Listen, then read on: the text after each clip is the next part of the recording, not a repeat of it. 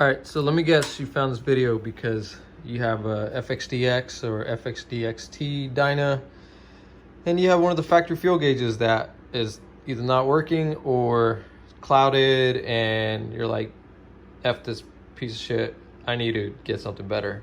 And I bet you've actually seen a couple people run a gauge like this, and you're like, how the hell can I get this? All right, in this video, I'm gonna show you how to do the wiring to put one of these gauges. This is an Intellitronics gauge.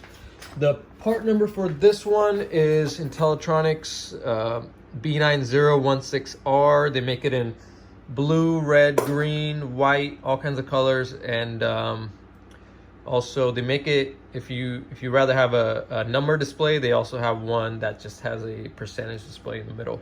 All right, so stay tuned and excuse my mess. I have a huge project I've been working on for the last couple of months, so trying to get this baby right here done.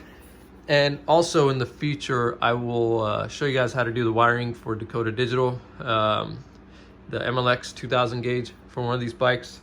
If you can't find, the factory dual gauges, because they're hard to come by these days.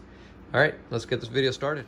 And sorry, I'm gonna wobble my tank real quick since I had my tank sitting without any gas in it for a little bit, so my float's a little sticky. That's why you saw that reading being low and then it came up. And yep, I have almost a full tank of gas in there. All right, so I'm gonna show you guys how I installed this. All right, it's very easy, very simple. So Intellitronics gauge, so you would take your factory gauge out by taking out those 5 bolts right here. All right, pull that trim ring off, and then you would pull your factory gauge, bang, bam, out of here. All right, and that gasket that's right here, that gasket is gonna pull out of there too. All right, and what you're gonna see in your factory gauge is there's gonna be a connector plug that connected down here from the float bowl, from that black and yellow wire, okay? And then what you're gonna also see is there was a orange lead that had a butt connector to another orange lead, and this came off your harness, the one that plugs in from your tank, right here on your tank, okay, or right there, right in front of the tank. And basically that's down here is where the ground and the power, which is this orange and black wire, comes through, okay? And then the black wire connects right here and also feeds, and if you notice there's already another connector right there, and also feeds into your float down here, okay?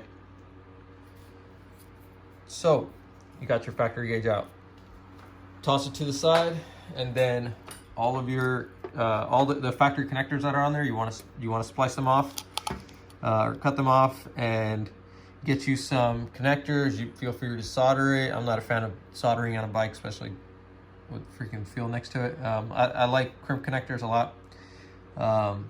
So on this Intellitronics gauge, what it tells you in the instructions is there's a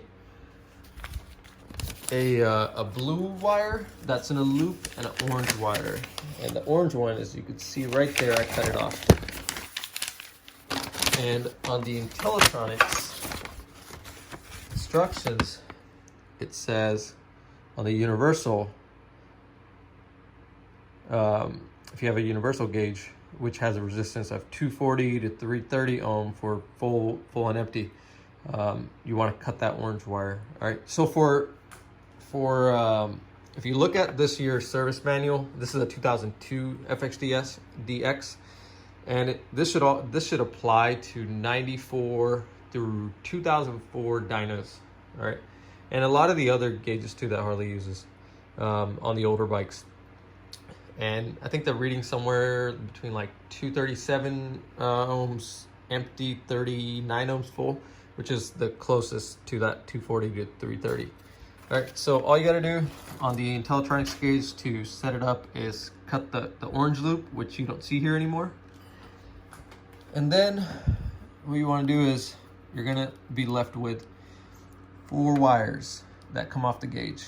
Okay, put the blue to the side because we're not worried about that. The blue is just a loop.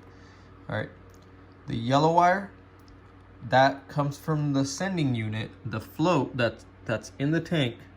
The yellow wire connects only to the yellow, okay? Yellow to yellow. And then the black wire, which is the ground for the gauge, gets connected to the ground from the bike. And also it gives ground to the to that sending unit down there, right?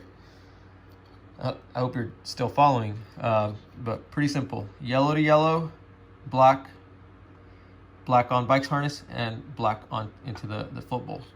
And then you come right here to the red wire, your power wire, and the purple wire, which is a dimming wire. That's all it is, a dimming wire.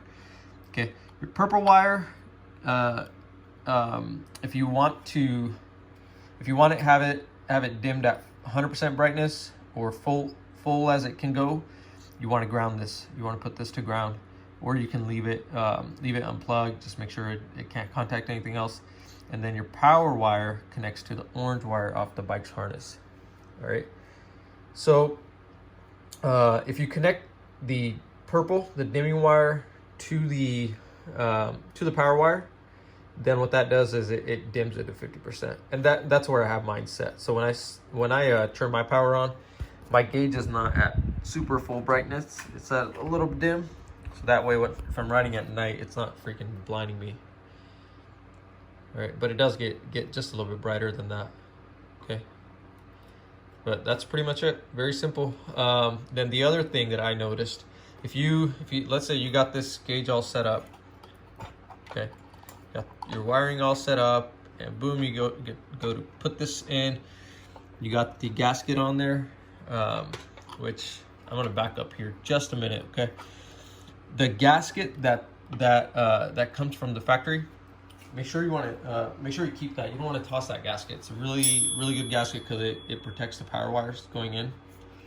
But the factory gauge is not fully round, so this gasket had some little nubs inside of here to grip the factory gauge, and all I did was I took some precision cutters, okay, something like this, very cheap. You can find it at Harbor Freight or any other almost hardware store. You want to just go ahead and just cut that down, or even with a razor too, cut that down. There's one right here, and then there's a wedge that's right here that actually puts the wires down. And when you're taking yours out, you'll see what I mean. And what I did was I ended up completely cutting that wedge out and just freeing the wires right here. Okay, so that way I'm able to still use this factory gasket. Okay. Now, let's say you got your factory gasket on, and you're like, okay, cool, I got this gauge in, and you have the factory gasket sitting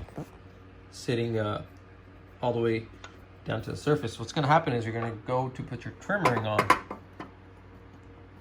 and you're gonna be like, son of a bitch, this shit sits too damn low. Okay, so easy fix for that.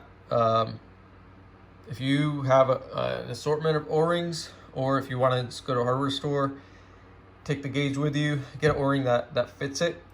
All you got to do is slide a O-ring like this between that factory gasket, okay, and the face of the gauge. All right. And now I'm gonna set that up, and I'll bolt everything together, and I'll come back to the video. Okay. All right, and there you have it. I'm gonna get a little up close here so you can see how good the fitment is. All right. If you want the gauge to stick up a little bit, you can just add another O-ring under it. But I like the way this sits. It's pretty flush. It sits just like the factory one.